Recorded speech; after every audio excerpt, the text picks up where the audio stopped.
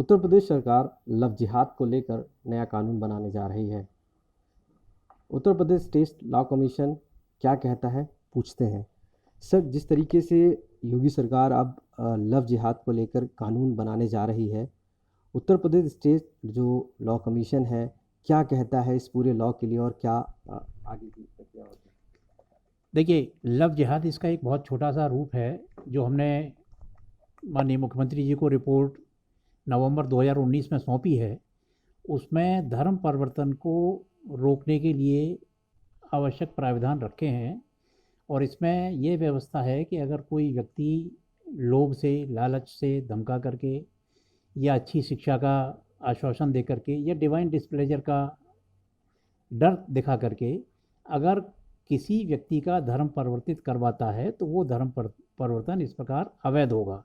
और उसमें हमने सजा का भी प्रावधान रखा है कि अगर कोई व्यक्ति इस प्रकार से धर्म परिवर्तन करवाता है तो उसमें 3 साल तक की सज़ा होगी। अगर वह धर्म परिवर्तित व्यक्ति अगर अवयस्क है अथवा अनुसूचित जाति या जनजाति का सदस्य है तो 5 साल तक की सज़ा होगी।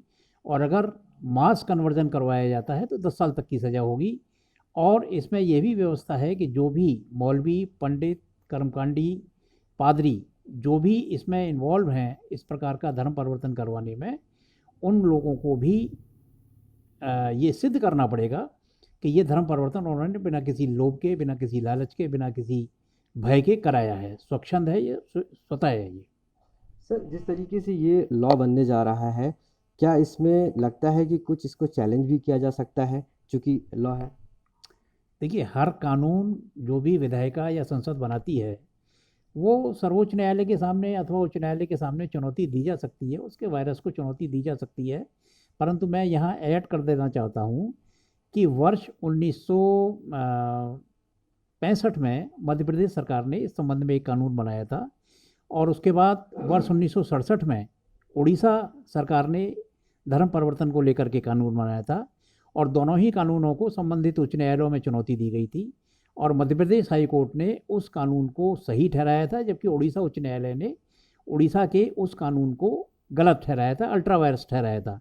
और दोनों ही मामले माननीय सर्वोच्च न्यायालय में गए और वर्ष 1971 में माननीय सर्वोच्च न्यायालय ने भारत के संविधान की और संविधान में प्रदत्त अनुच्छेद 25 में जो मौलिक अधिकार दिया गया है धर्म की स्वतंत्रता का, उसका विश्लेषण करते हुए ये पाया कि दोनों ही कानून, चाहे वो मध्य प्रदेश का हो चाहे वो उड़ीसा का हो, वो सही हैं।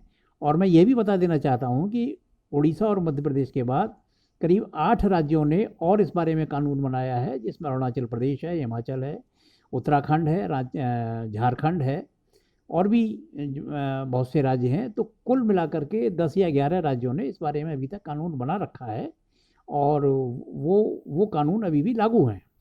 सर, आखिरी सवाल है, जिस तरीके से सरकार ये कह रही है कि ये कानून काफ़ी कड़ा होगा और लोगों को राहत इसमें नहीं मिलेगी, तो अगर इसको ऊपर भी चैलेंज कर सकते हैं तो किस तरीके से आप देखते हैं कड़ा कानून? कड़ा कानून तो इसलिए है कि अगर कोई व्यक्ति लोभ से, लालच से या डरा धमका करके किसी का धर्म परिवर्तन करवाता है तो उस व्यक्ति को 3 साल तक की सज़ा है। और अगर मैंने जैसा कि पहले ही बताया कि अगर धर्मांतरित व्यक्ति अवयस्क है या अनुसूचित जाति जनजाति का सदस्य है तो 5 साल तक की सज़ा है।